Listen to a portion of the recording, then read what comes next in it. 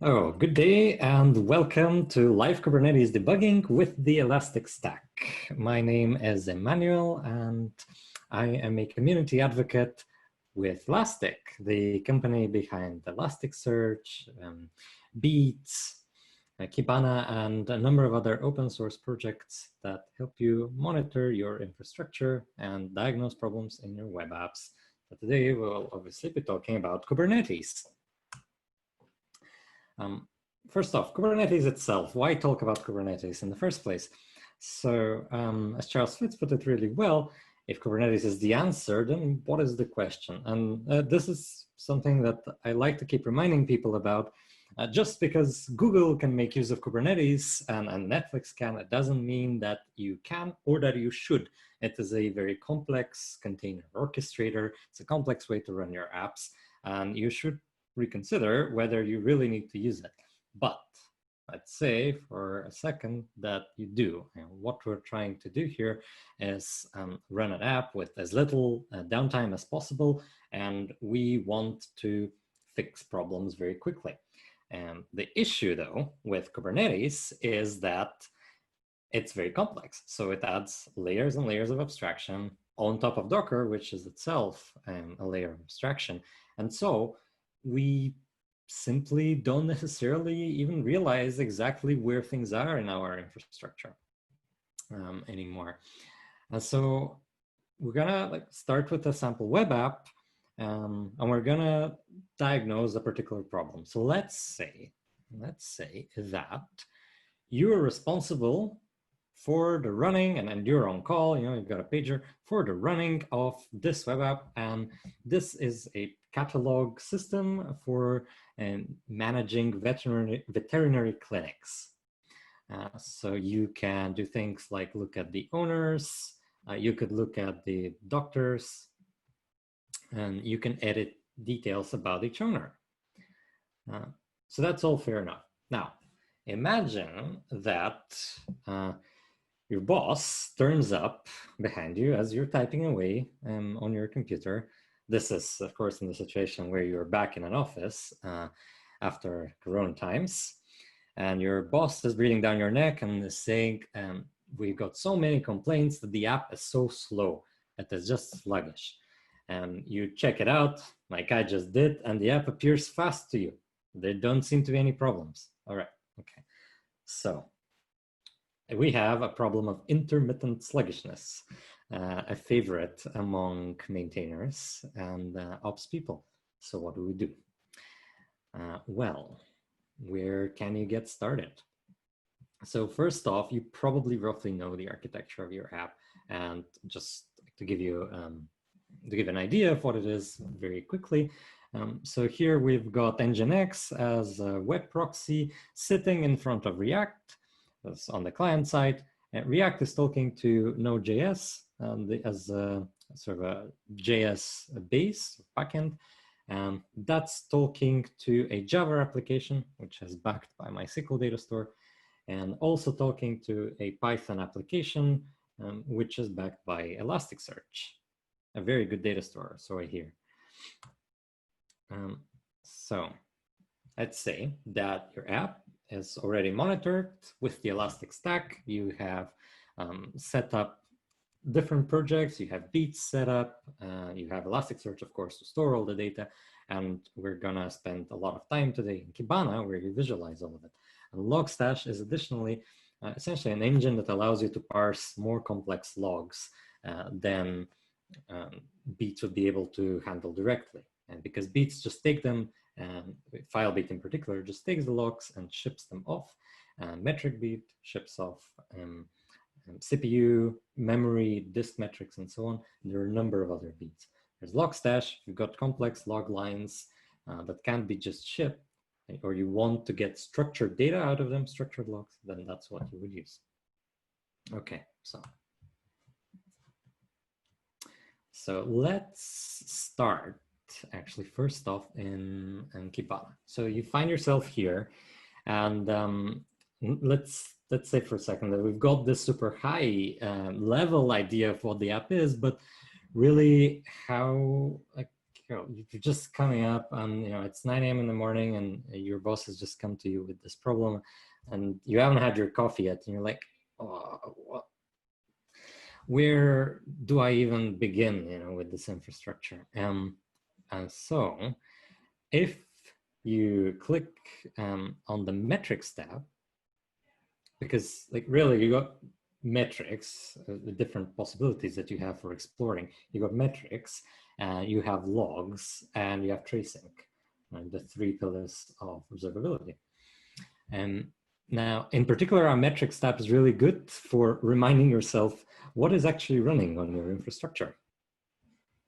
So here we have a view of all the hosts. So these are the actual servers where your Docker containers are running and where your Kubernetes clusters are running. Okay, so we have 13 servers. That looks reasonable enough. We can see their total CPU use. We can see their total memory use. Like we can see network rate and so on. Now, additionally, from this menu here, we can switch to a Kubernetes view and to a Docker view, which might tell us more. Okay, well, it's useful to see that all at once, there don't seem to be any significant problems. Even the most loaded server has only 34% CPU. Well, the most loaded pod, rather. And if we look at memory usage, yeah, 26%, 27%, not terrible. Now, obviously, looking at 281 pods is not necessarily ideal. So what can we do? We can group by up to 2 fields in here. So they're all in Kubernetes, and then further on we have the ones running for Nginx and one that's running MySQL. And if I group by namespace, okay, that's a little bit more useful. So now we've got named clusters that are doing specific things. And here we go to Nginx again, and here's the MySQL server. Okay, so this is a great way to explore your infrastructure, not only in case you forget what it is, but in case you've just got so many of them. Like at the point where you have dozens, or like in this case, hundreds of pods, and possibly quite a few clusters, it actually does become really difficult to just keep track of what's going on. And then finally, you can go down a level to the Docker view. And so here we can see again, okay, well, we've got nearly 1,000 containers, right? If we group them again by service type, the view gets significantly more useful. And here we can again see CPU use.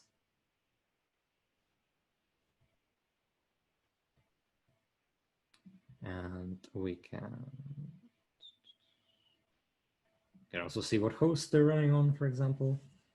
Either way, you get the idea. This is a useful general tool for just having a look if there is a particularly bad resource problem, right? But there doesn't appear to be. But of course, right, one question is, how do we get this data in the first place into here? So let's take a look. Okay, so when you run your, when you spin up your Kubernetes cluster, you're probably going to want to monitor it. And so as part of it, you would set up metric beat, file beat, and other beats. So for metric beat, and metric beat itself will run in your Kubernetes cluster. And as part of that, you will need to configure it. So how do we store configuration in Kubernetes? We use a config map. So this is what this is. This is the config map for metric beat. So there is a link on the slides to sample files for this demo. Okay, so what do we want to collect? And here we specify that.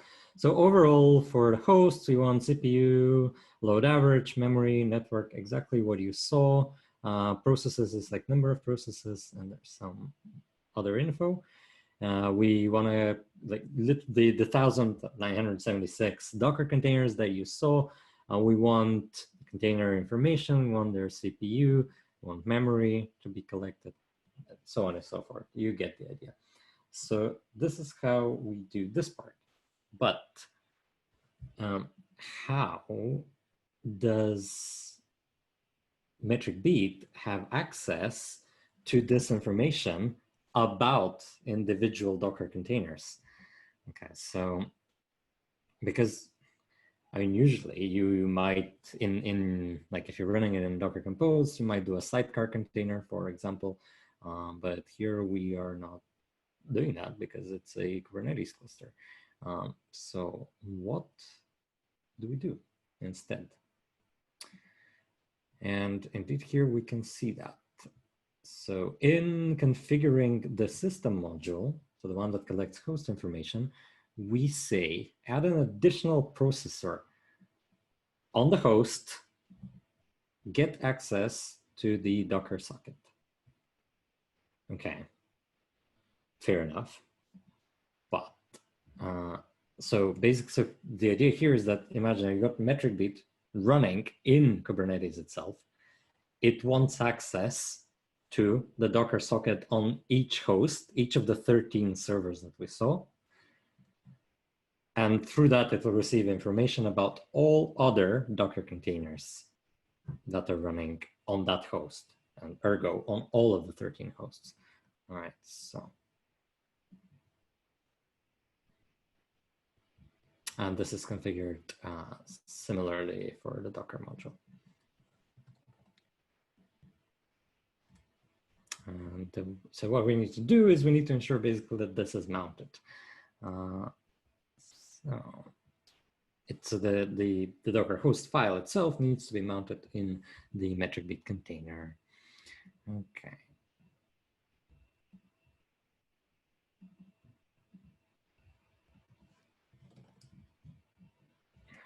So there we go. And here is actually where we also run into another interesting question, which we'll touch on in a second. So here are our volume mounts. So we just create a Docker socket volume mount and we just give it the path. So on each host, this path is mounted into the metric beat container. And then it gets access to all of that information and it does its job. And an important, okay, so I guess here's an important question here.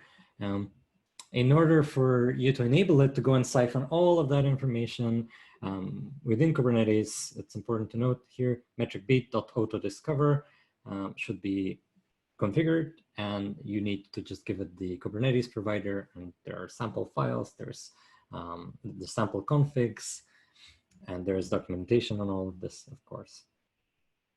Okay, so another interesting question though, okay, so that's the configuration, but how do we actually run metric beat inside a Kubernetes cluster specifically? Well, how do you run anything long running in a Kubernetes cluster? Like any long running job, right? You use the daemon set. And the daemon set, that's your standard way of doing a long running task. Probably the most important things here, the mount points that I just showed you, and then it's basically just the container itself. Here's it, you give it its configuration, and this will be the config map. Well, like it will look like a file to metric beat, but it'll actually be the config map. And yeah, that's it. So you do a daemon set and a config map. That's pretty much it. Okay, so that's how you configure the metrics tab. As we saw though, it's not really a resource problem that we have. So now that we've looked at metrics, what else would we look at? So we've got three pillars, right? Metrics, logs, and traces. So if we have a look at the logs next, and indeed,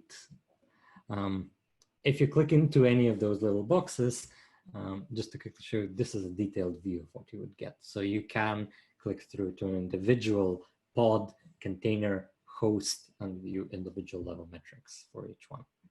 Right. But back to our logs. So here, if we go from Kibana and we literally click on the first icon, it'll bring you to here. So here is all of the records collected by file beat, metric beat, and so on, all raw. So as you can see, there's a lot of records. So this is set to last 15 minutes, and here we have nearly 500,000 records. And yeah, you can see there's really quite a lot in there.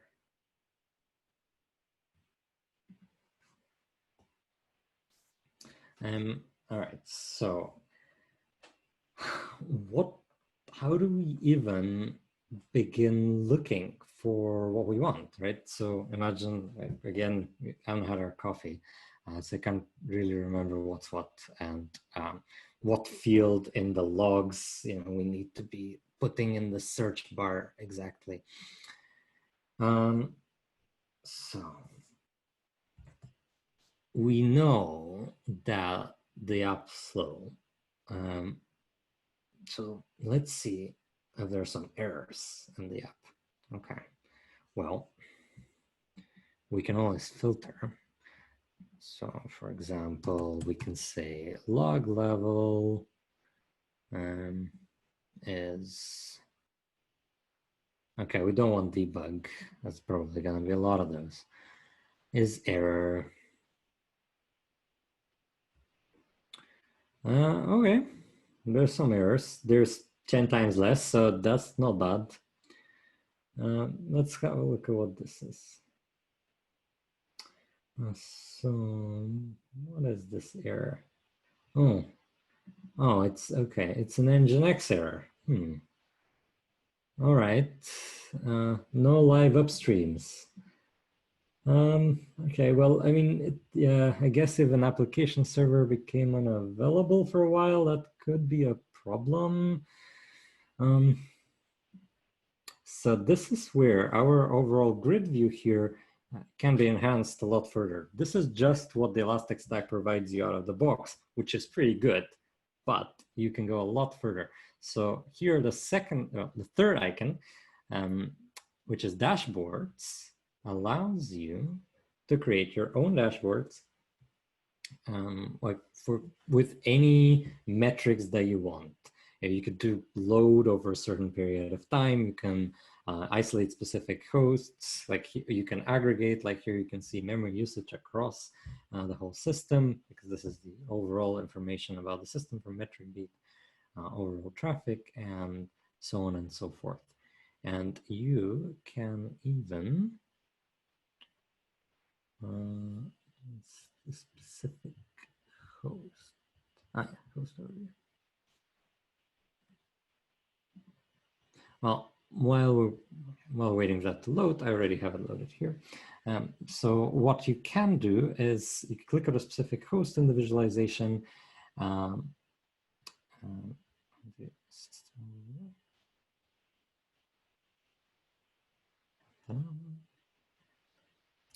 Here we go.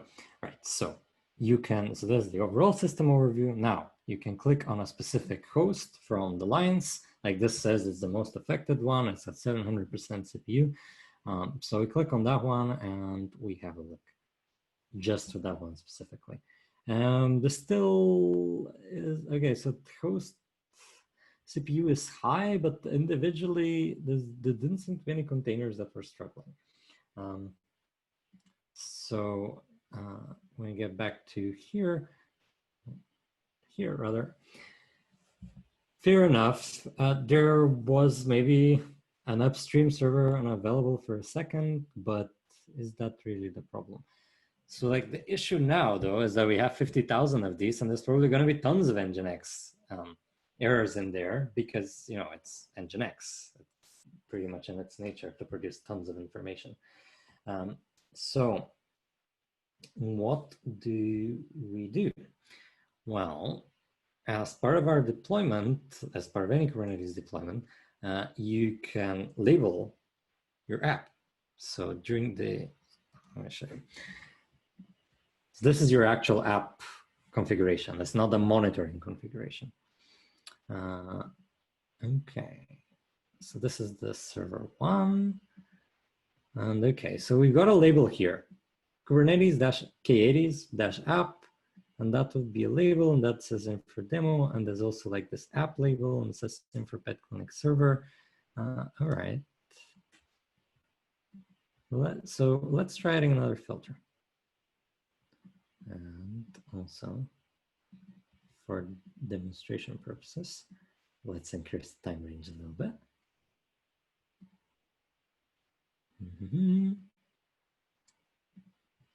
All right, and let's add a filter. So, what was the field name again? Remember, we haven't had our coffee, so like, what are we supposed to look for? It's at Nginx somewhere. Ah, yes, event.module. Okay.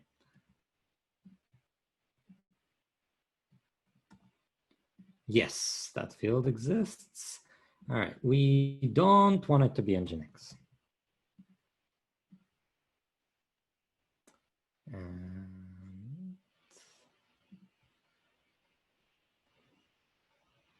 So what are the non-Nginx logs?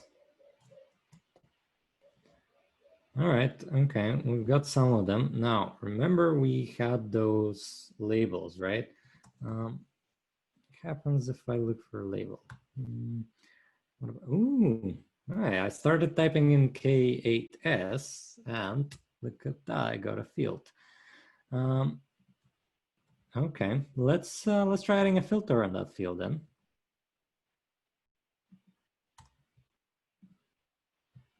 Okay, and let's say that it's one of our actual app, right? So not Nginx, but like one of the things behind it. Label. Kubernetes. Actually, that one actually. Labels app. Yes. Okay. So as one of the server or the client, which makes up our app. And we're going to ignore the supporting app and the data store for a second because we just want to move past Nginx and we just want to look at the app for the moment. All right, so far we've said not Nginx and it needs to be within this set. All right, well, that reduces it a little bit, but it's still a lot. Now, let's have a look at one of these records. Okay. HTTP response code 200. Well, that's not a problem, is it? That's a successful request. That's a 200. So how about we look just for problematic response codes? So let's do HTTP response status code is between. Now that's a rather useful feature of the filters. So these are the problematic ones. Of course, anything starting with a 4 or a 5 in web development. 400s are client errors. 500s are server errors. Well, that's a little better. 229 out of 500,000. It's not bad. Okay, let's take a look at the next one.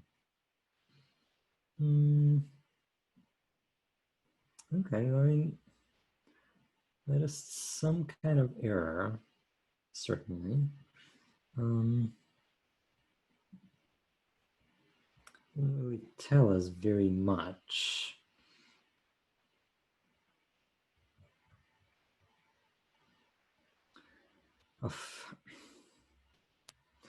Is there a way to filter this further? So if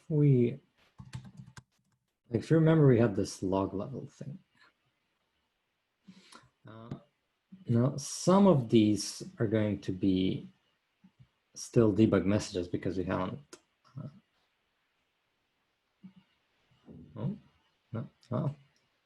We explored, and apparently that was an irrelevant filter. Regardless, we've got our information. Okay, so I think from 229, we will probably be okay. Now, let's say that your boss told you, Okay, well, the complaint started at about 7 a.m. and you all got in the office at 8. So if we transpose this, let's say you're in a US time zone. And so since it's currently in my time zone about 16, then that will mean we're looking for errors about 15. Gosh, this app certainly registers errors very, very quickly. So let's pick one. Love when your page just refreshes itself. Let's pick, yeah, this one.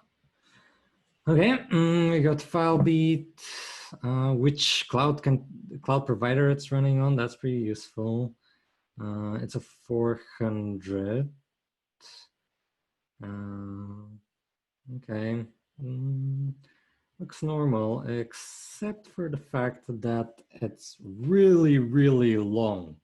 So this request took 23 seconds. I don't know about you, but after about 3 seconds, I give up on web pages. So 23 is certainly not great.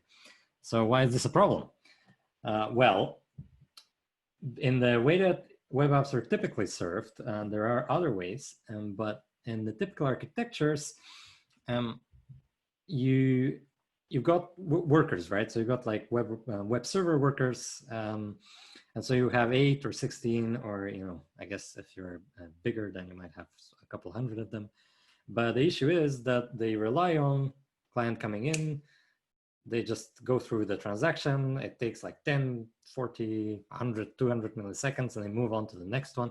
And they're like constantly never tiring, ever working baristas that don't need any sleep. They just keep serving your coffee.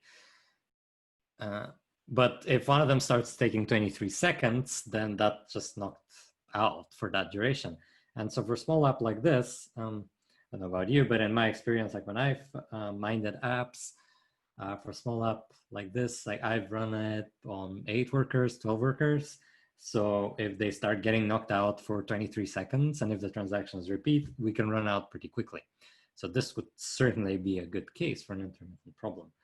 Now, you've probably noticed this is a fairly contrived way of arriving at the problem. I essentially lucked out, right? Lucked out. This is a demo after all, but at arriving at this particular error at 1503. But this is exactly kind of the issue. So that is a limitation of just relying on logs, because it gets underscored even further if we just look at the stream, because look at this, yeah, you could search this, maybe, but it's just really hard to see anything about specific problems. And even in the more structured version where the logs have individual fields, you should look into structured logging for that, by the way, because it's still a lot more useful. As you saw, I can filter by specific fields. But regardless, it's still logs. And yeah, there's an element of there has to be an external element, like the boss remembered that an hour ago is when the complaints were the worst. Yeah, has to be an external element, and we react and go and look at the logs then. So both metrics and logs kind of suffer from that problem, right? You don't necessarily, like in metrics, I guess you could see spikes, but they're super high level metrics and you don't see as much detail as logs. As in logs, you can see detail, but spikes are incredibly difficult to detect in specific kinds of spiky problems. So what's the third thing we could do? CPM. So actually, before we move on to APM, let me just check. I don't think I've shown you how to set up your logs so that they do appear in that nice way. Okay, so you pretty much, very similarly to metric beat, the main part is file beat auto-discover, and you just tell it provider Kubernetes. So that's really the main thing that you need to remember. Then there is further configuration that'll tell it what to collect. I collapsed a bit too much of the config. Right, so for There you go. So for Nginx, it'll be, we're telling it, okay, that's a Docker container. And we want to capture the standard out, and we want to name that access. So we want to put that in the access stream, and this is of course for standard output. So standard output goes to access, standard error goes to error, unsurprisingly. And we also want to collect data from MySQL, so on and so forth. There's tons of further configuration you can do, and these sample files are open source on GitHub. Then you also configure it to like where to store it. So in this case, we want to store it in Elasticsearch, and the exact place comes from environment variables, the exact Elasticsearch details. Yeah. Similarly to metric beat, we are going to have some specific mounts. Yep, so we still want the Docker socket here. So remember that, like we had it on metric beat as well. So file beat is again running in a container in your Kubernetes cluster while monitoring that cluster. And so it needs access to various things on the host, or on all 13 hosts that I showed in the beginning. And so we need to mount we need to mount various bits of the host, including the Docker socket, into FileBeat. Okay, and then finally, you really need to look at the structured logging. So it essentially just produce, rather than lines of text, you produce JSON with specific fields, because that's what allows us to filter by individual fields, and what allowed me to search. And everything that I showed you in terms of auto completion on here, like all of this, the fact that the system even knows what this is, the fact that I type KA test and it searches within the field names, like all of that just happens because FileBeat is collecting logs which are already structured. But you can also, like if you can't change your apps to start outputting structured logs, this is exactly what Logstash is for. So they continue producing their lines, and Logstash even supports multi-line logs. They continue producing their lines, and Logstash parses them, and there's hundreds of configs, some that we maintain and some community maintained kind of modules for Logstash. Off you go, and you can, no excuse not to parse your logs and structure them. That's really enjoyable, like, being able to handle logs like I showed you. Made a big difference a while back for me. Anyway, so that's us done with logging. We've done metrics, done logging. So we still don't know what's wrong with the app. What are we going to do? We're going to look at the final pillar of observability. If we go with the pillar theory, and that's traces. Okay, so for that, you click on this side. So here, you can see it literally walk you through metrics, logs underneath, and then APM, application performance monitoring. That's traces in Elastic. Okay, so this is where we start. These are all services that are currently sending data to APM.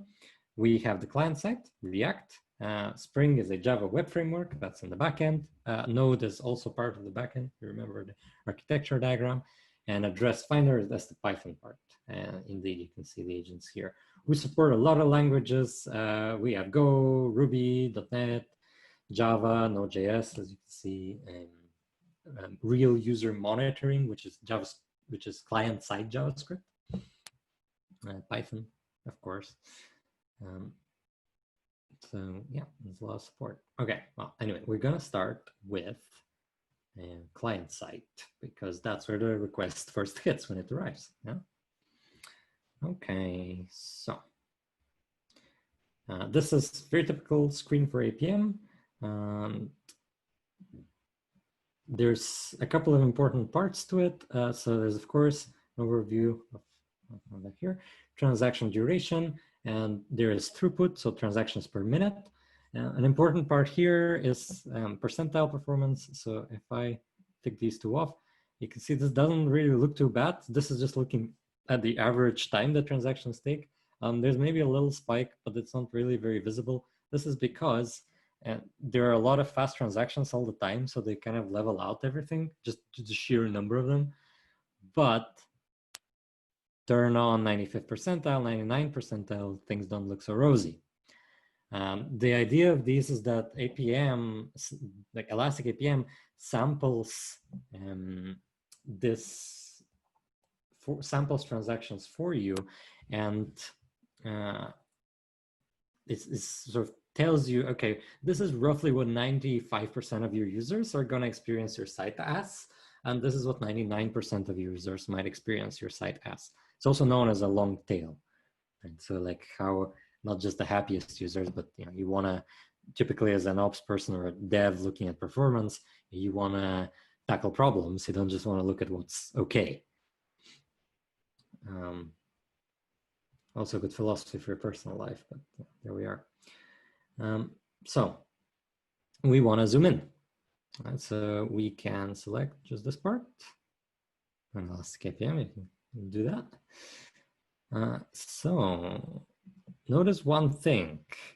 Here, in the most impactful transactions view, the first that appeared as most impactful was this find owners page, and then this owners page, and then so on and so forth. So overall, if we look at all the transactions, there's some listy type pages that appear because they're hit a lot of times because they're lists. But if we zoom into the potential problem, what do we see? We see a different transaction, update owner. Okay, so if we click into that, let's first look at like normal transactions where everything is going fine.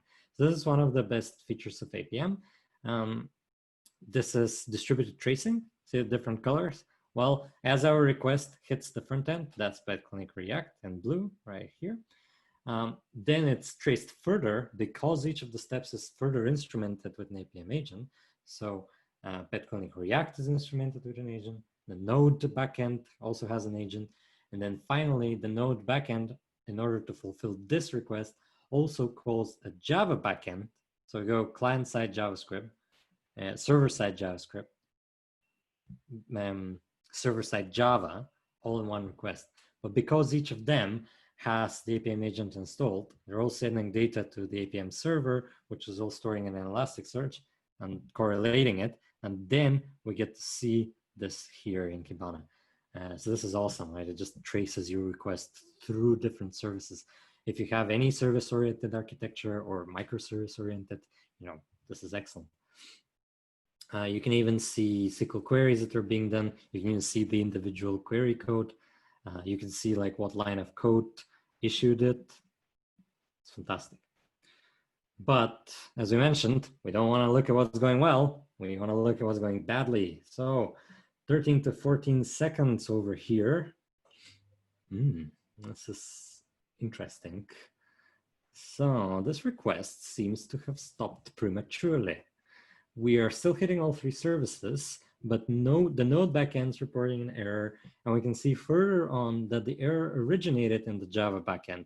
I imagine tracing that through logs. That like which log, which service, what happened.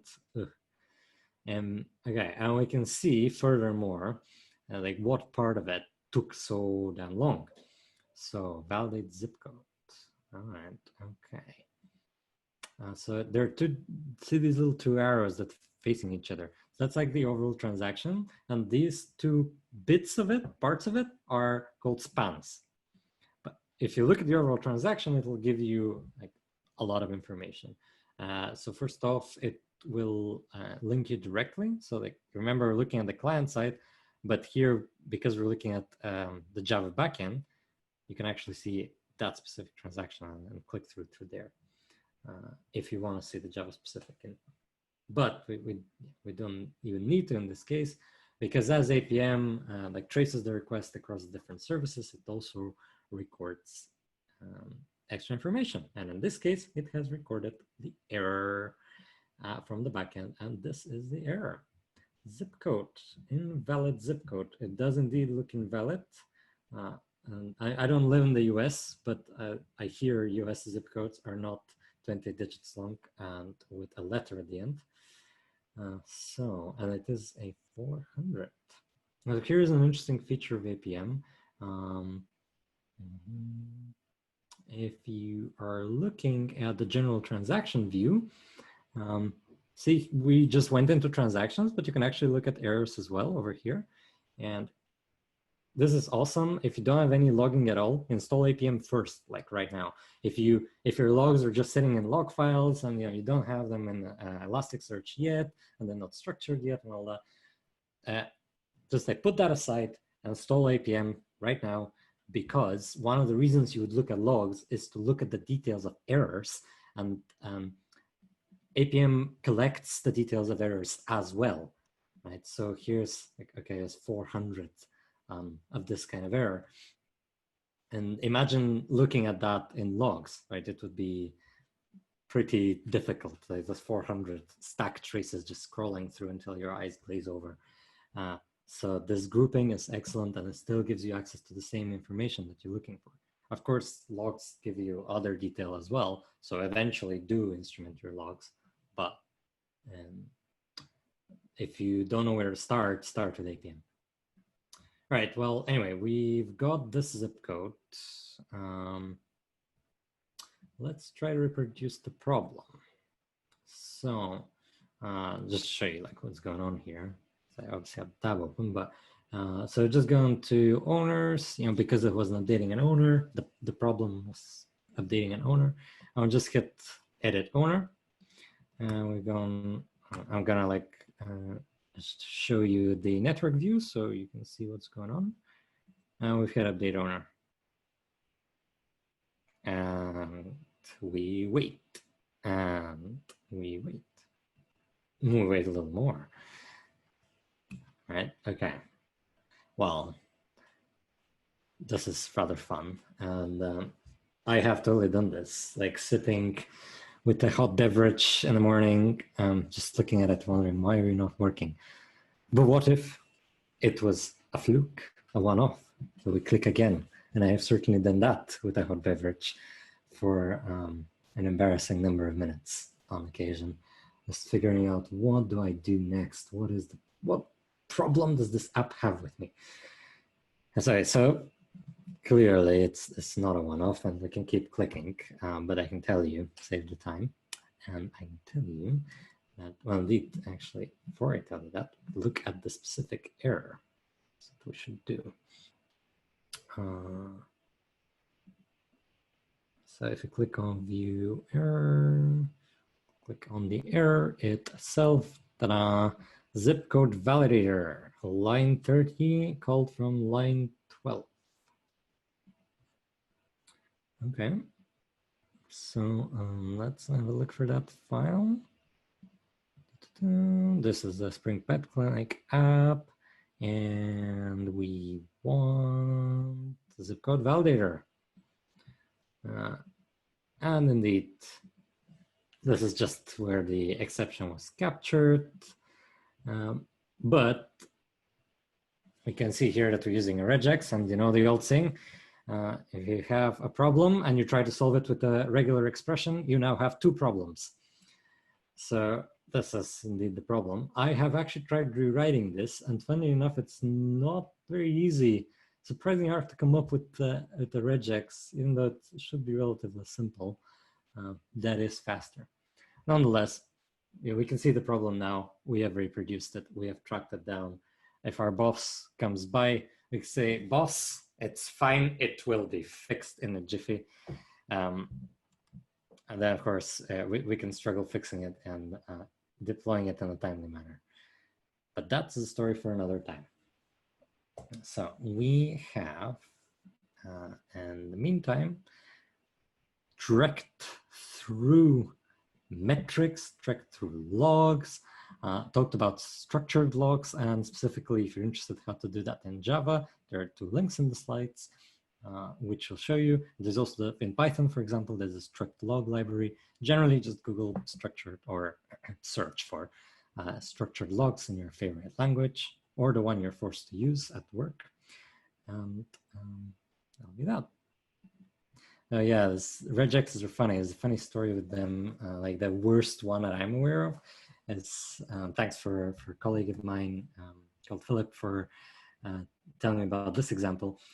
So Cloudflare outage. So Cloudflare is a cloud delivery network. At worst, traffic dropped by 82%, and they serve billions of requests. So this is really bad. And this is like one regex in one config file. So yeah, regex is careful with them. So you've seen how to use logs or to track down a problem. You've seen in Kubernetes how to set up FileBeat in order to get your logs over to there.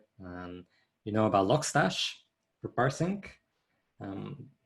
We looked at metrics, and you know about metric beat. You know about mounting the Docker socket, and all of those files are available on the internet. And there is a link on the slides. Right. And finally, you know now about APM and about tracing and how to track down a problem.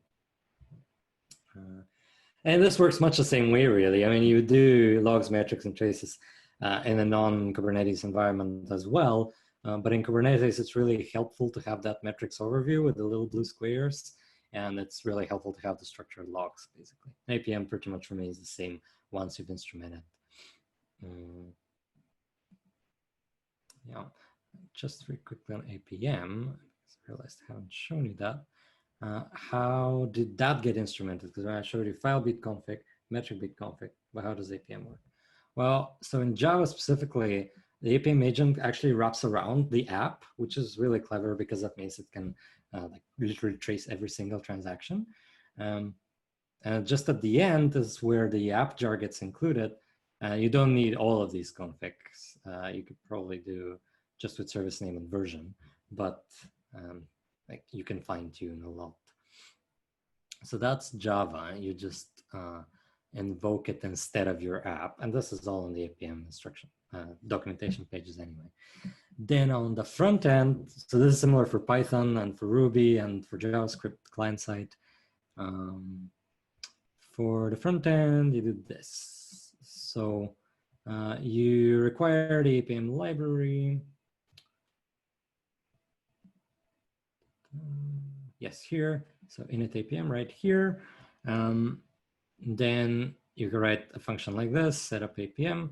But the point is, and this is exactly the same in Python, you basically just need these three. So you just call init APM that we've required up there, and you pass a name. That's like what you want the the service name that you saw, like BetClinic Spring and BetClinic React and all that.